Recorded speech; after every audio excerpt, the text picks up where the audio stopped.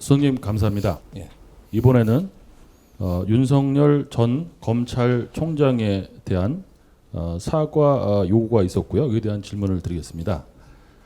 윤석열 전 검찰총장에 대하여 국민의힘 내에서 과거 적폐청산 수사에 대해 사과를 해야 한다는 의견이 나오고 있습니다. 2013년 국정원 댓글 사건 당시 수사를 축소, 은폐했다는 혐의로 불구속 기소되어 최종 무죄 판결을 받았던 국민의힘 김용판 의원은 지난 28일 긴급 기자회견을 열어서 2013년 당시 윤석열 수사팀장에 의해 억울하게 기소되었다며 윤 전 총장은 자신이 틀렸다고 인정하는 것을 두려워하거나 기피해서는 안 되고 사과할 일에 대해서는 진정성 있게 고해성사하는 과정을 거쳐야 새로운 힘을 얻을 것이다. 이러면서 사과를 촉구하였습니다. 또 이와 반대로 29일 같은 당 정진석 의원은 페이스북에서 묵은 감정을 정권 교체의 큰 강물에 씻어버려야 한다며 검사 윤석열은 자신의 자리에서 본분을 다한 것일 뿐 수사했던 사건들에 대해 일일이 사과하라고 요구하는 것은 무리한 일이라며 윤 전 총장을 옹호하였습니다. 윤석열 전 검찰총장은 과거의 일에 대한 사과 요구를 어떻게 풀어가야 하는지에 대한 가르침을 청합니다. 사회가 어떤 일이 일어날 때는 아무 잘못도 없고 똑바로 했는데 어떤 일을 만들어낼 수도 없습니다. 어떤 일이 일어났다면 일어난 거에 대해서는 우리는 법치가 있기 때문에 법으로 잣대를 갖다 대가지고 이렇게 될 수 있게끔 지금 만들어졌으니까 그러니까 그때는 내한테 주는 업무를 법적으로 정확하게 해가지고 처리할 뿐이지 그거를 감정을 실어서는 안 되는 거예요. 만일에 감정을 실었다면 사과하라고 이야기하는데 나의 감정을 실어갖고 잘못 이렇게 처리를 했다면 이건 사과해야 돼. 사과라는 것은 내가 감정이 실리갖고 오판을 했다. 이거는 사과할 수 있죠. 그러나 법관이 법관 자리에 앉아서 내한테 주어진 업무를 나는 바르게 했다면 그거는 어떤 사람이 원망을 하든 감정을 실든 어떻게 했든 이거는 같이 가야 되는 게 법치주의지. 이걸 가지고 감나라 밤나라 하고 그렇게 지금 그렇게 한다라고 해가지고 지금 이거를 그때 거를 사과한다? 옛날 거 전부 다 까대비자는 소리예요. 내가 사과하는 순간에 어떻게 되냐? 모든 법조인들과 모든 것은 전부 다 새로 전부 다 이제 시작을 해야 돼요.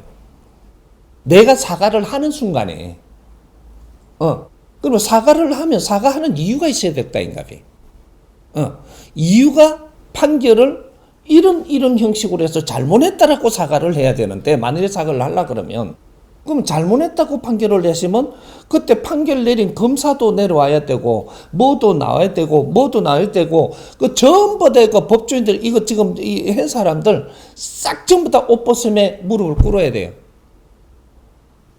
그걸 지금 윤석열 전 총장이 그 대표로 그쪽에 지휘를 했다고 해서 그 사람한테 사과해라 했다면 이 사람이 잘못했다고 딱 하는 순간에 전부 다 그런 일이 다 벌어져야 된다는 거죠.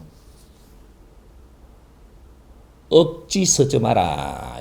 억지 쓰지 마라. 억지 쓰지 마라. 윤석열 총장은 네가 양심적으로 한 그대로 가면 돼요. 사과는 무슨 사과야? 양심적으로 그대로 가면 돼. 가면 되고 그게 내가 잘못한 게 있다면 지금 이 나라 뒤집어야 돼. 내가 잘못 만일에 그때 감정을 싣고 잘못 판결을 해갖고 교도소 잡아였다. 나라의 수장들하고 기업의 총수들하고 이런 식으로 했다면 넌 지금 이런 것들이 있다면 사과를 해야 돼요. 하지만 법관은 그 자리에서 자기 업무를 충실히 해야 되는 겁니다. 충실히 한 게 맞다면 국민이 비판을 하든 어떤 식으로 하든 그거는 당당하게 대해야 되고 그러니까 이제 그런 것들을 사과하러 간다 내가 흔들린다 그러면은 큰일 날 사람 안 돼요. 그런 데에 나와서 이렇게 될 수 있도록 당신들이 안 만들었어야 되고 환경에는 그때 환경이 있고 지금의 환경이 있고 요런 것들에 따라 가지고 시대를 잘못 만나 가지고 우리가 처벌받는 사람도 있고 시대를 잘 만나 가지고 처벌을 받아야 될 사람이 안 받을 때도 있고 이게 지금 이 사회가 이때까지 굴러간 거예요. 그러면 앞으로 이 시대를 어떻게 만들어 갈 거냐? 이런 것들에 충실해야 되지. 그 전에 걸 계속 복수한다, 뭐를 한다, 이렇게가 뭐 적폐를 뭐 청산한다, 이런 짓은 안 되는 거예요. 그 시대에 그 사회가 그래 되시면 그런 일이 일어나는 거고. 앞으로 우리 사회를 어떻게 만지느냐 따라서 앞으로 그런 일이 안 일어나게 할 수 있는 그러한 아주 지혜로운 민족이 돼야지. 너다지 억울하다고 그걸 억울한 걸 지금 뭐 돌리려 그러고 뭐 이렇게 막 전부 다 그런 식으로 하다가 보니까 이 나라가 이때까지 지금 멈춰 서 버린 거예요. 이제는 안 됩니다. 앞으로 이 나라는 왜 이 안 된다라고 하느냐? 앞으로 대한민국은 진짜 일을 해야 돼요. 진짜로 우리가 대한민국이 해야 될 일을 세계에서 대한민국이 해야 될 일을 해야 된단 말이죠. 이 나라도 이제 바르게 잡아야 돼요. 이제부터. 이때까지는 해본 거지만 이제 직접적으로 손을 봐야 된단 말이죠. 그런 일이 다음 대통령부터 해야 됩니다. 무조건 해야 돼. 그런 것들 한 개 한 개 내한테 물으면 어떻게 할 거를 가르쳐 줄 테니까. 우리가 적폐를 따지려 그러면 일제시대까지 넘어가고, 왕조까지 넘어가야 돼요. 그래, 자손들 전부 다 그냥 다 혼내야 돼. 안 걸린 사람 단 한 명도 없어. 지금 봐봐요. 이 사회 잘 봐봐. 우리 애들은 몰라도 위에 청년들 있잖아요. 청년들 80%가 지금 범죄자고 전과자입니다. 범죄자고 전과자들이 지금 무슨 큰 소리를 쳐. 어떻게 됐든 범죄자 아니면 전과자라. 잘못해놓고 숨어도 다니고.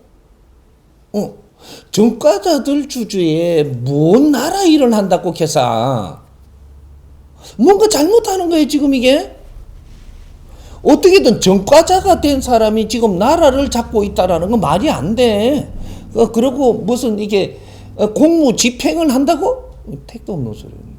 그것도 한번 해보는 게 전과가 있어도 한번 해보는 것도 해보는 기라. 그러니까 이런 거 다 정리를 해야 돼요. 어떤 식으로 정리를 하느냐? 이거는 지혜롭게 쳐다보면 정리하는 방법이 다 있어. 그래갖고 떳떳하게 국민 앞에 일을 하는 사람은 일을 해야 되고, 국제적으로 일을 할 사람은 일을 해야 되고, 연구할 사람은 연구해야 되고, 이렇게 사회를 바르게 지금 움직여야 돼요. 그런 것들은 누가 스승을 못 만나갖고 이런 것들을 못 정리를 해주다 보니까 지금 이때까지 헤매고 있는 거예요. 헤매면 어떻게 돼? 국민만 어려워져요. 그러니까 그걸 국민들은 열심히 살라고 노력을 하는 데에서 다 그래도 이걸 이겨내 주는 거죠.